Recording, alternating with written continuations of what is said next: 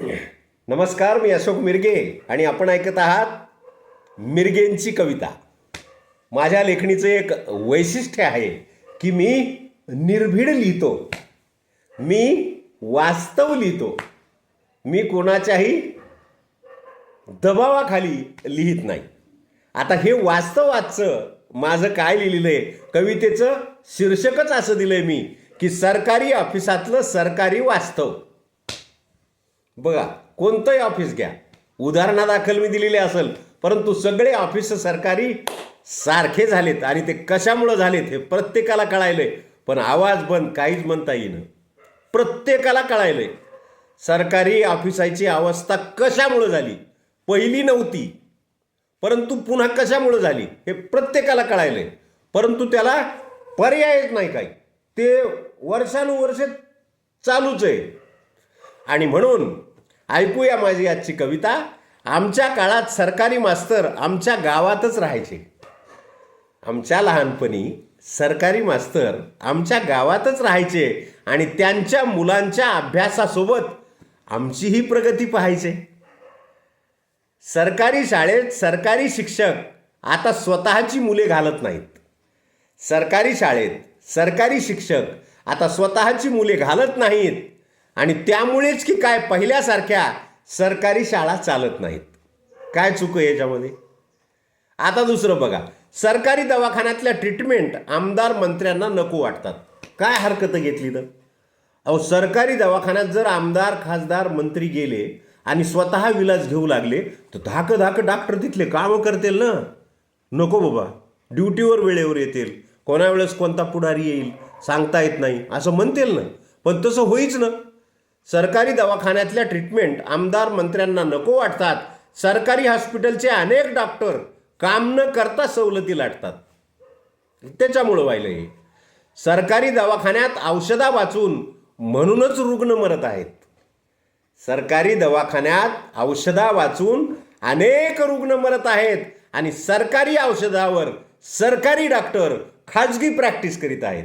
बघा कसं नवलंय ते. सरकारी दवाखान्यात औषधा वाचून अनेक रुग्ण मरत आहेत. सरकार औषधाचा साठा पाठवित आहे पण तो तिसरीकडेच जातो. सरकारी दवाखान्यात औषधा वाचून म्हणूनच रुग्ण मरत आहेत. सरकारी औषधावर सरकारी डॉक्टर खाजगी प्रॅक्टिस करत आहेत. बऱ्याच योजनेत जनतेचा पैसा जणू फालतू खर्चाची मुभा आहे. बऱ्याच योजनेत जनतेचा पैसा जणू फालतू खर्चाची मुभा आहे आणि खाजगीकरणाच्या उंबरठ्यावर सध्या संपूर्ण भारत उभा आहे. परवडच ना सरकारला काहीच, कारण कुणी कामच करीना आणि कुणी कोणाला भेईच ना. कायदाच झालाय त्याच्या बाजूनं. त्याच्यामुळं भ्यायचं काय विषय राहिला? नाही काम करायचं, आम्हाला पगार घ्यायचा आहे, संपला विषय. आणि शेवटी सरकारी कर्मचारी अधिकारी जेव्हा ड्युटीवर प्रामाणिकपणाने वागतील, आम्ही सुद्धा कर्मचारी अधिकारी होतो. सरकारी कर्मचारी अधिकारी जेव्हा ड्युटीवर प्रामाणिकपणाने वागतील, तळमळ वाटली पाहिजे. समोर जे काम घेऊन माणूस आलाय ना त्याच्याबद्दल तळमळ वाटली पाहिजे की आपण जर त्या जागेवर असतो तर काय झालं असतं.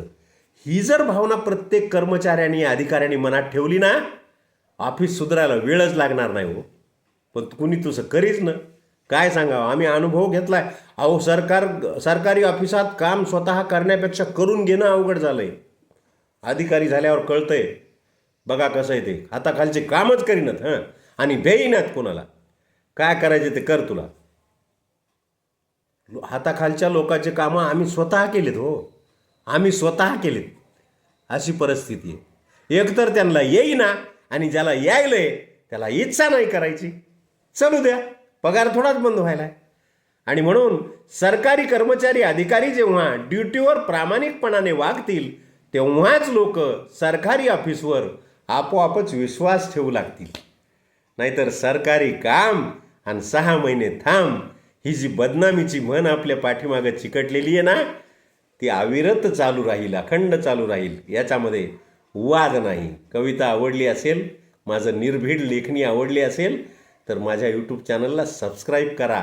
अशाच नवीन नवीन कविता ऐकत रहा. धन्यवाद.